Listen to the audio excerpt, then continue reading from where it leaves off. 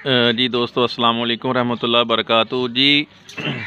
ਜਿਹੜੇ ਦੋਸਤ ਨੇ ਬੱਕਰੀਆਂ ਵੀ ਰੱਖੀਆਂ ਹੋਈਆਂ ਹਨ ਤੇ ਦਰਖਤ ਵੀ ਨਹੀਂ ਲਾਏ ਹੋਏ ਫਾਰਮ ਤੇ ਜਿਹੜਾ ਬਾਈ ਜੀ ਮਾਹੌਲ ਆ ਰਿਹਾ ਨਾ ਜੀ, ਗਰਮੀ ਆ ਰਹੀਆਂ ਹਨ, ਦੁਨੀਆ ਦਾ ਮੌਸਮ ਬਦਲ ਰਿਹਾ ਜੀ।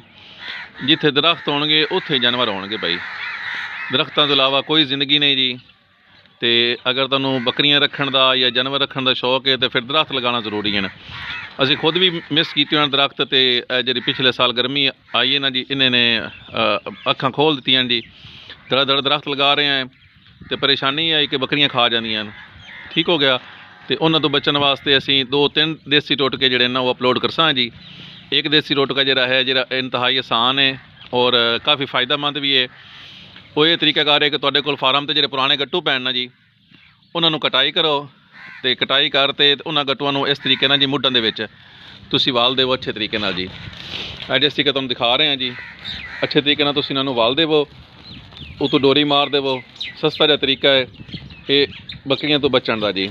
ਇਸ ਤਰੀਕੇ ਅਸੀਂ ਪਹਿਲੇ ਵੀ ਇਹ ਦਰਖਤ ਲਗਾਉਣ ਦੀ ਤੁਸੀਂ ਦੇਖ ਰਹੇ ਹੋ। ਇਹ ਕਾਫੀ ਵੱਡਾ ਦਰਖਤ ਹੈ ਜੀ। ਇਹ ਸਵਾਂਜਣੇ ਦਾ ਦਰਖਤ ਹੈ, ਜਿਸ ਨੂੰ ਮੋਰਿੰਗਾ ਵੀ ਬੋਲਦੇ ਨੇ ਜੀ। ਉਹਦੇ ਥੱਲੇ ਸਾਡੇ ਕੋਲ ਪੁਰਾਣੀ ਬੋਰੀਆਂ ਪਈਆਂ ਹਨ, ਉਹਨੂੰ ਬੋਰੀਆਂ ਨੂੰ ਅਸੀਂ ਲਪੇਟ ਤੇ ਉੱਤੇ ਡੋਰੀ ਮਾਰ ਦਿੱਤੀ ਜੀ। ਇਸ ਤਰੀਕੇ ਬਾਈ ਕਰ ਰਹੇ ਜੀ। ਇਹ ਤੁਸੀਂ ਦੇਖ ਰਹੇ ਹੋ ਜੀ, ਇਹ ਆਪਣੀ ਬੱਕਰੀਆਂ ਬੈਠੀਆਂ ਜੀ ਮਾਸ਼ਾਅੱਲਾ। ਤੇ ਇਹ ਤੁਸੀਂ ਦੇਖਦੇ ਪਏ ਹੋ, ਇਸ ਤਰੀਕੇ ਵੀ ਅਸੀਂ ਪਹਿਲੇ ਵੀ ਲਗਾਉਣ ਜੀ।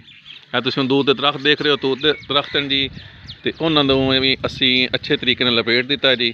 ਉਸ ਨਾਲ ਕਿ ਥੱਲੋਂ ਜਿੱਥੋਂ ਤੱਕ ਬੱਕਰੀ ਦੀ ਪਹੁੰਚ ਹੈ ਉੱਥੋਂ ਤੱਕ ਗੱਟੂ ਵਾਲੇ ਹੋਏ ਜੀ, ਬੱਕਰੀ ਤੋਂ ਮਹਿਫੂਜ਼ ਰਹਿਣਗੇ ਜੀ। ਇੱਕ ਇੰਤਹਾਈ ਸਸਤਾ ਔਰ ਸਾਦਾ ਟੋਟਕਾ ਹੈ ਜੀ। ਉਮੀਦ ਹੈ ਤੁਹਾਨੂੰ ਇਹ ਟੋਟਕਾ ਜਿਹੜਾ ਹੈ ਪਸੰਦ ਆਵੇਗਾ ਜੀ। ਇਹ ਬਾਈ ਨੇ ਦੇਖ ਲਓ, ਤੇ ਤੁਸੀਂ ਡੋਰੀ ਮਾਰ ਦਿੱਤੀ ਜੀ। ਇਸ ਨਾਲ ਇਹ ਵੀ ਬੱਕਰੀਆਂ ਤੋਂ ਬਚਤ ਰਹੇਗੀ ਇਸ ਦੀ ਜੀ।